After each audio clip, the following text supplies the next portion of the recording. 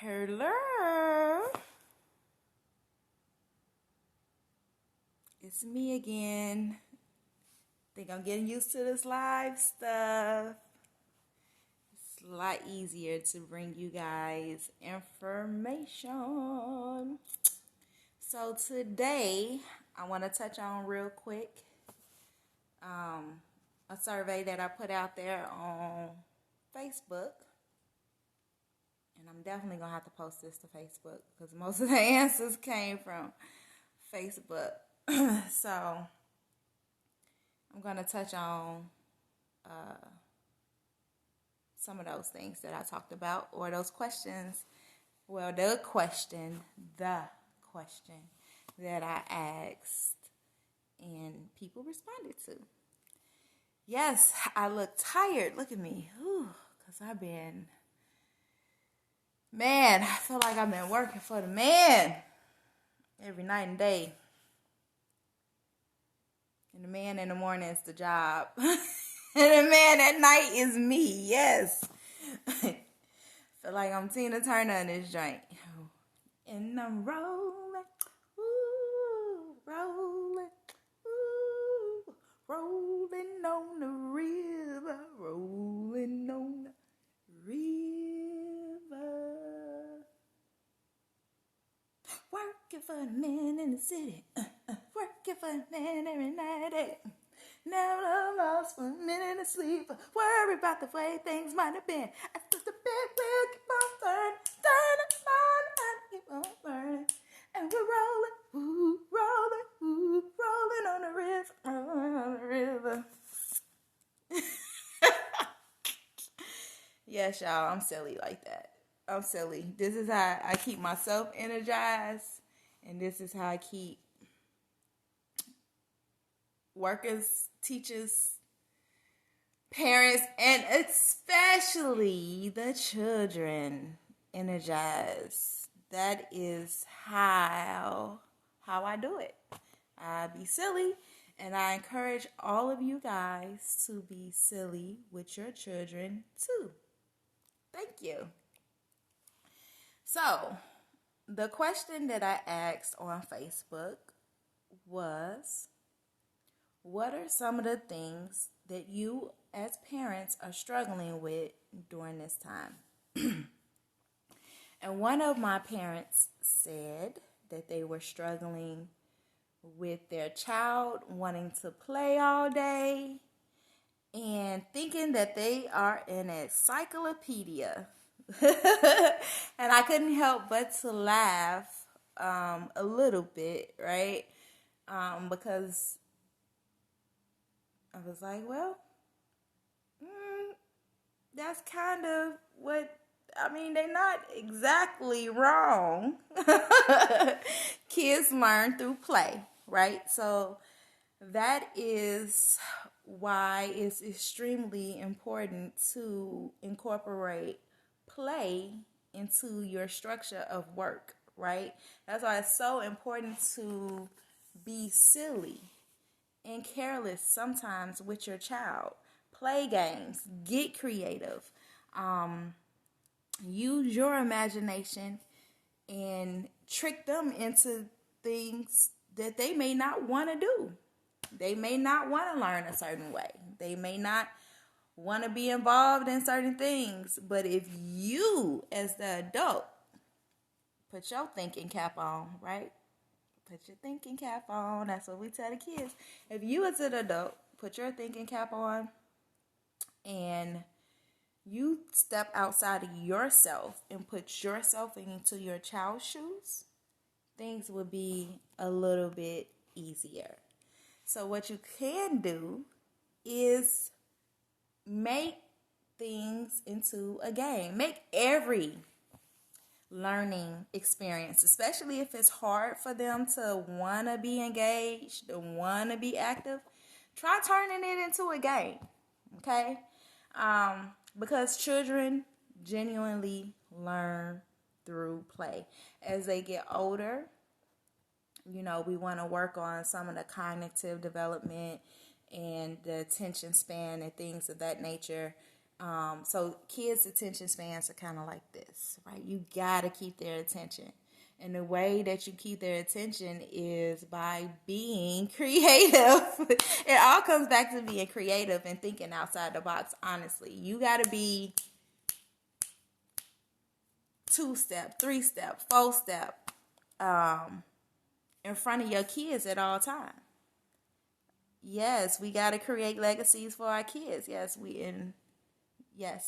Kids learn through play. They learn through dance and rhythm. They learn through it all. And so if you're 10 steps ahead of your child with learning or teaching, just even if you don't know it, we say fake it till you make it. That goes back to that encyclopedia part, right?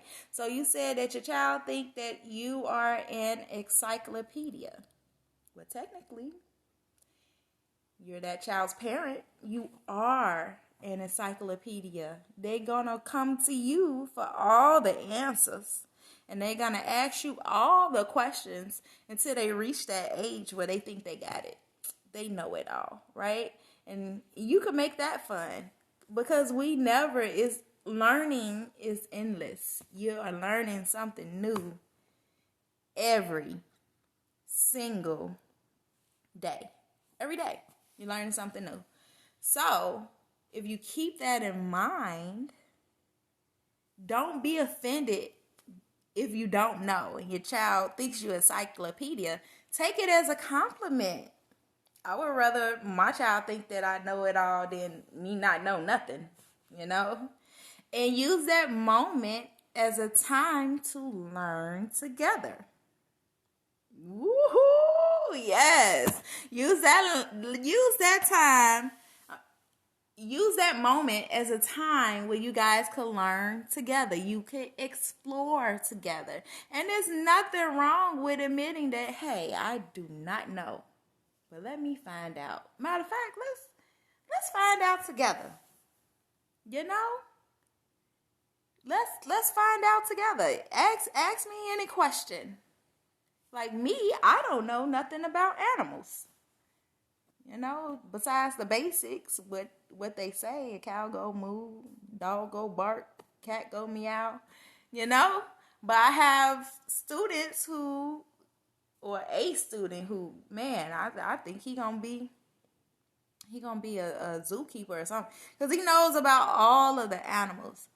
So I turn that into a learning moment for me, and I let the child take control. Oh, and even if I did know, I pretend that I don't know, right? This boosts their self-esteem, right? So you sit back, pretend like you don't know. Just pretend. And you be like, oh, what happened? What are you asking me?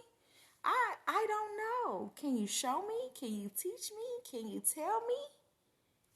And they will be like, oh, you'll be surprised how many kids want to be the teacher, boy.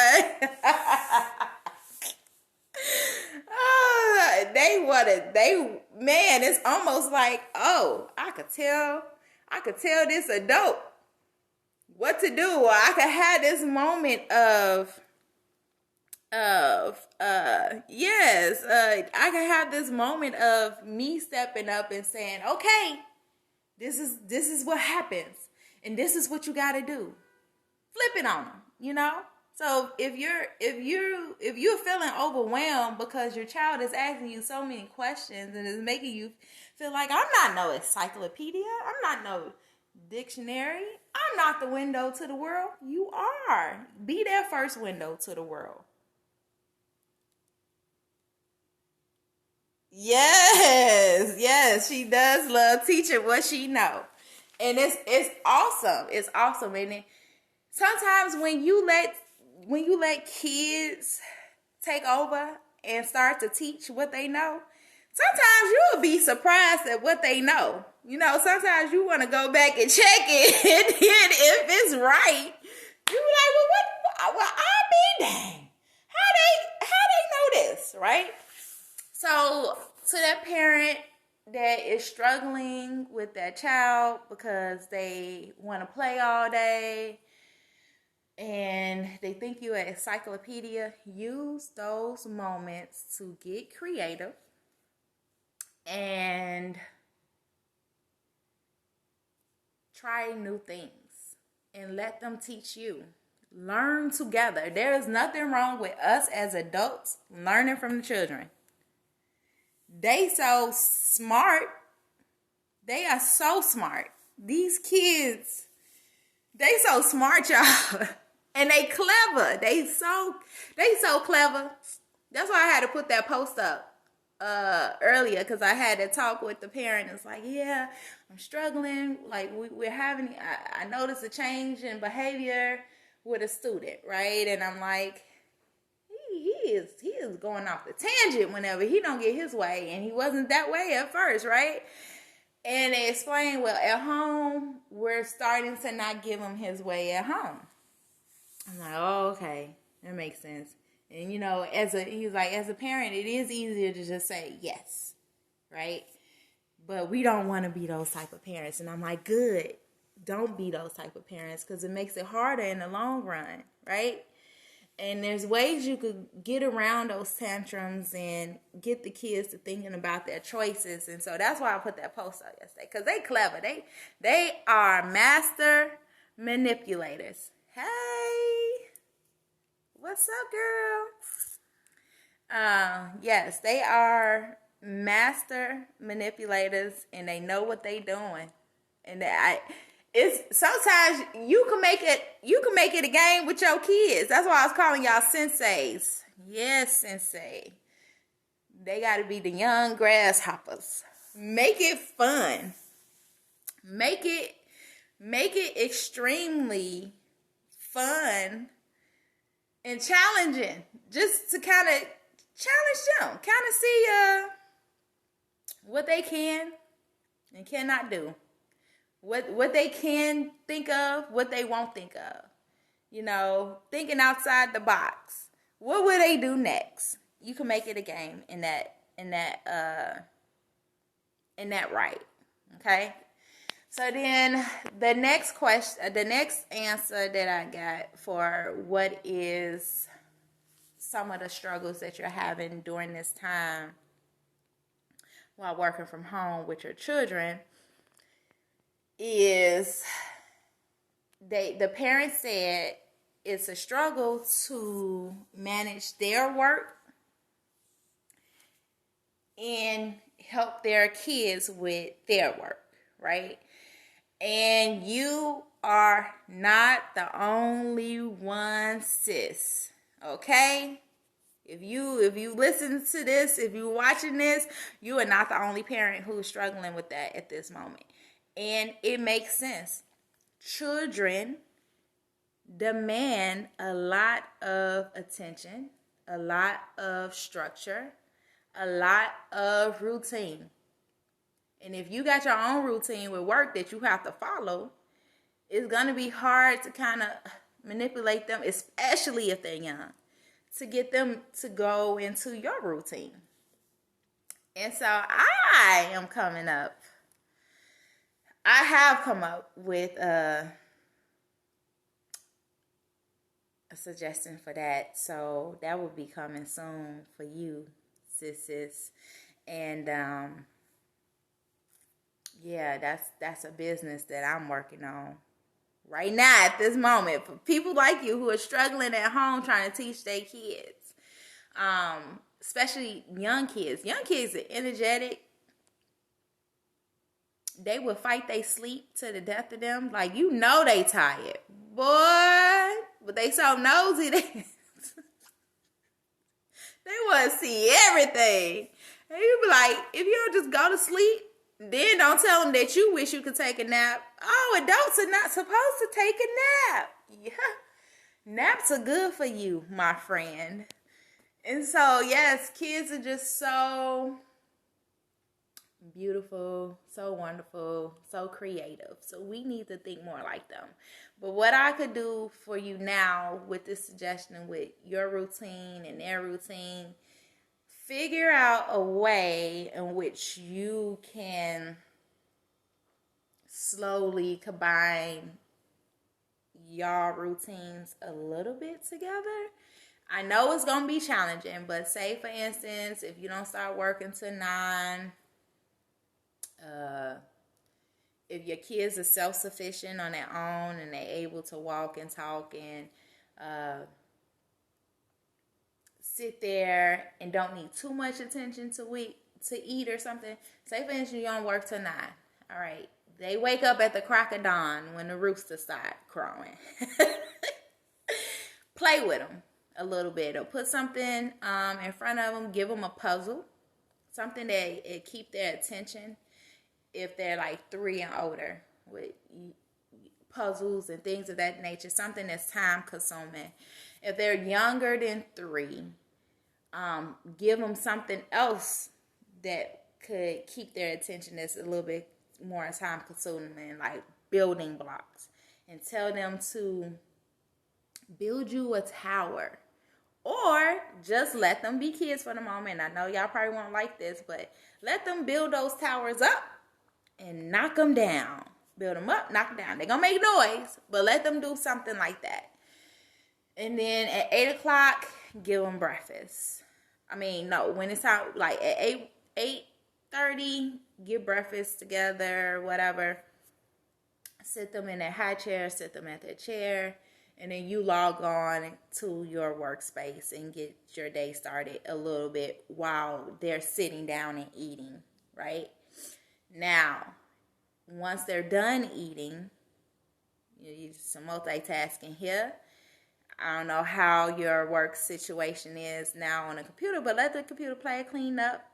Get them started on some activities that involves music and movement. So it's a lot of stuff on YouTube, songs, dance songs like Jump, Jump, Jump, and the goldfishes, all type of stuff. Find something on YouTube. Don't let them watch it. Just let them hear it. Just play it. And let it be a music and movement thing where they have to listen and do the things that the song do. Now, as they doing that, and I'm telling you now at work, because I use it as a transition thing all the time in school. Just continue playing those songs until they get sick of it while you're working. You're concentrating. So now you're able to kind of keep up with what they're doing a little bit, and then you can work on what you're doing, right? After that gets done, you will probably have to step away from your workstation when they get upset and give them something else to do. And maybe you guys will have to do it together, flashcards or ABCs or singing or something, right? If you could keep this up until about lunchtime, that's key. Keep it up to about lunchtime. Multitasking between both things. I know it's going to be hard. It's going to be super, super, super hard. I know, right? But just try bits and pieces just to kind of see if this type of routine can make your day a little bit easier. And then once lunchtime hit, after lunch, put them to sleep, right? I don't care if you got to pat them to sleep, but they got to go to sleep. Play soft music, any type of meditation music, any type of lullaby music. I'm from Chicago, so we call them Dusties. If you want to get some Anita Baker or something in there, get your spirit going, and some soft music, something soft, right? Put it on. It calms them. It calms their body. It calms their mind. Let them go to sleep, and then let them sleep for them 2-3 hours until they wake up, and that's when you knock your work. You get the knocking your work out, girl. Just try to knock your work out for as much as you could possibly can, okay? And then after you get the knocking that work out a little bit, if you get off at like 5, the kids wake up 2:30, 3 o'clock, prepare a snack, okay? Prepare a snack, and then after you prepare a snack, kind of concentrate on that, and then put that music and movement music back on, in which they are listening to what is going on in the music that tells them what to do, and kind of ride that out until their attention span say, I don't want to do this no more. And once that hits, if it's not 5 o'clock or the time you get off yet, if they still need some attention, go back to giving them those little manipulatives or the building blocks or something that they like to do that would keep their attention for the moment, and that they could work either by themselves with or in conjunction with another child. So that is my suggestion for those two parents who answered the question and told me, hey, yes, happy Friday. Yeah. Yes. Whoa.